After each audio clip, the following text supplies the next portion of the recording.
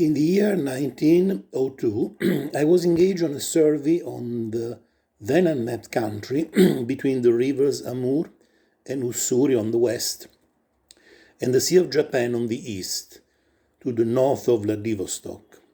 My duties included the making of a reconnaissance of the chief rivers and the central watershed. My orders covered the study of the zoology and botany of the district and of the natives, both aborigines and immigrant. I had with me 2 assistants and a small detachment of Siberian rifles and Cossacks with pack horses. After drinking tea, each one of us was busy on his own particular job. One was cleaning his rifle, another repairing a saddle, or darning a piece of torn clothing. There is always plenty of that sort of work to be done. Darkness comes on early in the forest. Suddenly, the horses raised their heads and pricked up their ears, were restive a moment, then quieted down and resumed their drowse. Suddenly, some small stones came trickling down from above. "A bear, I expect," said Arseniev, and began to load his rifle. "No shoot, me man," came a voice out of the darkness, and a moment later a man stepped into the light of the fire. He was dressed in a jacket of deer skin, with breeches of the same material.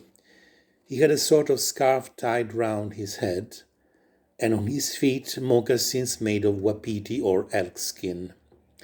He had a knapsack of birch bark on his back, and in his hands he carried an old rifle called in Russian a berdyanka. "Morning, Captain," he said. I had a good look at him. Our visitor looked about 45 years of age. He was not very tall, but broad and thick-set, and evidently a man of great physical strength. He had a tremendous chest. His arms were strong and muscular, his legs a trifle bowed. His weather-beaten face was typical of the local tribesmen, with the high cheekbones, small nose, slanting eyes with the Mongolian fold of the lid, and a broad mouth with strong big teeth. "What's your name?" I then asked the stranger. "Dersu Uzala," he answered. This is the start of Dersu the Trapper, written by Captain Vladimir Arseniev, an officer of the Imperial Russian army. Sent to explore an uncharted area of Far East Siberia, he meets Dersu Uzala, a hunter and trapper, and hires him as a guide for a few years. Dersu saves twice the life of his captain, the first time in a severe storm, the second after an accident on a raft in a fast-flowing river. Captain Arseniev learns a lot from Dersu: his genuine wisdom in a daily life, his poignant naivety before the spiritual forces of nature.